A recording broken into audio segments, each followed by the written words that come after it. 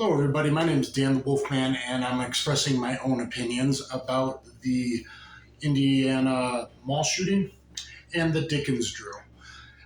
So I want to talk to you first off. I feel horrible for the people that were killed. I believe 3 people were killed, a couple injured. Thankfully, a lawful carrier, and that's all that matters. Someone that carries. If you're not breaking a felony, you go. A lawful constitutional carry is now half the U.S. basically is constitutional carry, which is the way it should be because those are supposedly God-given or naturally given rights that no one has the right to take away from you. Thank God, literally, that this man Dicken was able to save everybody within 15 seconds of the bad guy starting to fire, coming out of the bathroom near closing time, a few minutes away. And shooting with a rifle, 24 rounds. Now, some stats might change because news media and stats always change. But bad guy fires 24 rounds, and within 15 seconds, supposedly that starting, Dickens was able to close and solve the situation and dirt nap the scumbag the way that it should be. And I want to let you know this, that when there is a good guy with a gun or civilian with a gun or CCW, it is effective at least 94% plus at stopping the mass murder event. I don't even want to call it a mass shooting because it's a mass murder or spree murder event. I don't care if they have knives and machetes like happens all around the world and you're never going to get rid of implements and or using a vehicle. What matters is a good guy armed with a gun is able to stop it. The media always blows it off if that good guy happens to be an off-duty cop or a border patrol agent or a former law enforcement. Then they're like, oh, regular people can't defend themselves. Well, actually, 94% of the time. And if you want to read that 3 FBI studies that back that, go to concealedcarry.com. And while you're there, buy some of the gear that I recommend. Belts and holsters and things of that nature. You can find links in some of my bigger 2A review type videos, things like that. So, and I say 94, that was 94% plus, that they're able to completely stop them, dirt nap them, or drive them off and get them to stop being able to kill the much more people that were planned to be killed, trying to rack up their body count. So, again, these are only my opinions. And Dicken was able to push his girlfriend out of the way, tell everyone to get down, get out of the way, and advance. Now, reports are 40 yards, 30 yards. That's not what matters other than his excellent marksmanship. Now, I'm a licensed armed guard, but I've also done all the firearms training at a SWAT school, which the SWAT 1 was all pistol, not long guns. So, I'll tell you that we didn't do anything past 25 yards. We did things at 25 yards and in, mostly up close. We did kind of a competition, shooting a little red circle, moving back. At 20 yards, I think I missed. At 20 or 25, I think I threw one just outside, and I was one of the last 3 guys left. We didn't do anything past 25 yards. So having 30 or 40-yard marksmanship, good guy Dicken fired 10 times with a 9mm pistol. Again, that he was legally carrying. And constitutionally carrying,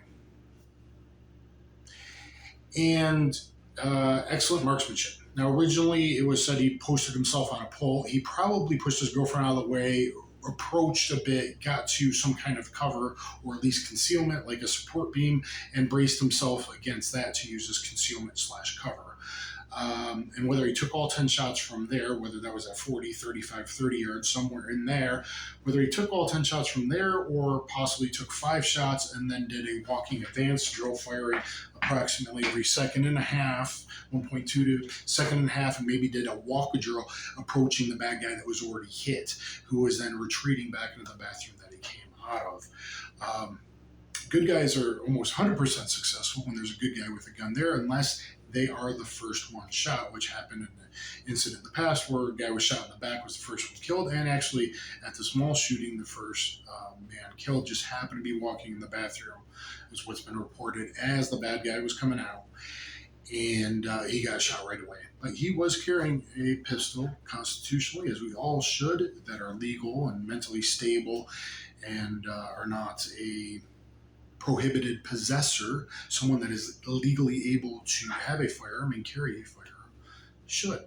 So those are the stats. Go to concealedcarry.com, look at it. And I say 94 plus because in the past few years, as more and more states become constitutional carry, and everyone now with the Supreme Court decision shall issue the, even if you need a permit or want a permit just for reciprocity across state lines, no one should be able to only give it to the very rich that pay you off illegally, as happened in California and in New York, and only famous people and politicians. No, everyone should be able to defend their lives and their livelihood. What about equal protection clause?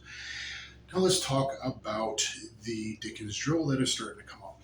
When the Texas shooting a few years back was solved by a good guy drawing his SIG 229 and launching 1357 SIG bullet into the shitbag's brainstem, saving everybody, I started doing 15-yard headshot drills. So from concealment, you should be able, if you're like switched on, be able to draw and shoot. I say part-time under 3 seconds. I'm probably around 2.1, 2.2 seconds.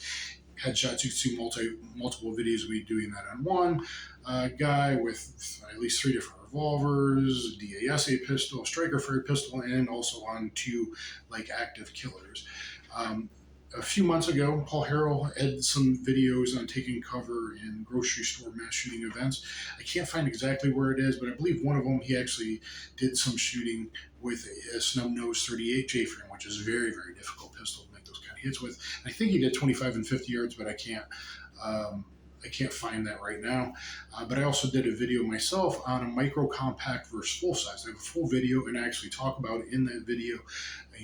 You want to be prepared for possibly one of these events that you might have to engage even with a small compact or backup pistol, which is my backup pistol, and a Ruger Max 9 Pro. And I did a video, and I hit 5 out of 5 A-zone with that, and also got 5 out of 5 hits. But again, that's not stress. That's not surprise. There's gunfire and worried about my girlfriend and plenty of people, hundreds of people, worried about them getting killed. And but now all of a sudden we see some good YouTube channels and everyone's jumping on board doing a Dicken drill or Dickens drill. And whether that's done at 40 yards, like Demonstrated Concepts, a great channel, did with his offside when his primary hand, offhand, not offhand, I shouldn't say that, Paul Harrell, offside hand, his weaker hand with his backup pistol, which is a 8-shot 22 long rifle revolver, actually. He did 40 yards back and did hit 7 out of 8 shots. That's a high deal, 7 at 40 yards. That's a very highly good marksmanship. Now remember, this gentleman, Hero, is only 22 years old, no prior military and law enforcement, regular dude with a girlfriend at the mall, going to the food court.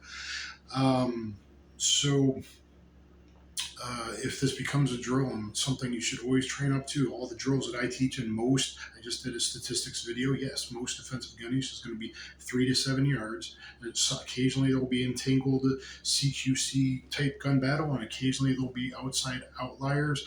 I forget, but in Texas in 2012, a civilian with Colt Python, I think it was a 66-yard shot, saving an officer that was getting killed, So sometimes these outliers do happen, and you should train up, whether that's 40 yards, 50 yards.